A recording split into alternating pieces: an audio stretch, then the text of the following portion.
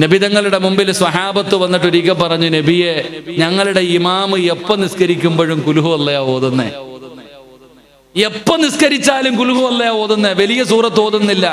നമ്മളെന്താ പരാതി പറയണത്? ഉസ്താദ് വലുതാ ഓതല, ചെറുത് ഓതണില്ല. ഉസ്താദ് എങ്ങാനും വലിയ സൂറത്ത് ഓതിയാ പുറകിൽ നിന്നിട്ട് ഇങ്ങനെന്താ അല്ല ഹത്ത ഓതുന്നു, അല്ല നിർത്തണില്ല, പടച്ച ഉസ്താദിന് മറന്നുപോയോന്ന്. നബിതങ്ങളുടെ മുമ്പിൽ സ്വഹാബത്ത് വന്നിട്ട് പറയുന്നത്, ഞങ്ങളുടെ ഇമാമ് എപ്പടി ഇഖ്ലാസാ ഓതുന്നേ, വലിയ സൂറത്ത് ഓതുന്നില്ല.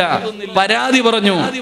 നബി സല്ലല്ലാഹു അലൈഹി വസല്ലമ തങ്ങൾ ഈ സഹാബിയെ കണ്ടപ്പോ ചോദിച്ചു, ഒരു പരാതി വന്നിട്ടുണ്ട്, എന്ത് സംഭവം, എപ്പടി ഇഖ്ലാസ് ഓതുന്ന എന്തുകൊണ്ടാ? ഈ സഹാബി പറഞ്ഞ മറുപടി, നബിയെ, എനിക്ക് ആ സൂറത്ത് വല്ലാത്ത ഇഷ്ടവാ, എനിക്ക് ആ സൂറത്തിനോട് വല്ലാത്ത ഇഷ്ടവാ. എന്തുകൊണ്ട്? 114 സൂറത്തുണ്ടല്ലോ, ഇതിനോട് മാത്രം ഇത്ര സ്നേഹം എന്തേ? അത് അള്ളാഹയെ കുറിച്ച് പറയുന്ന സൂറത്തല്ലേ നബിയെ? തൗഹീദിനെ കുറിച്ച്, ഖുൽ ഹുവല്ലാഹു അഹദ് അല്ലാഹു സമദ്, അള്ളാഹയെ കുറിച്ച് പറയുന്നത് കൊണ്ട് എനിക്ക് വലിയ ഇഷ്ടമാ നബിയെ, അതുകൊണ്ടാ നബിയെ ഞാൻ ഓതണത്. പൊക്കോ.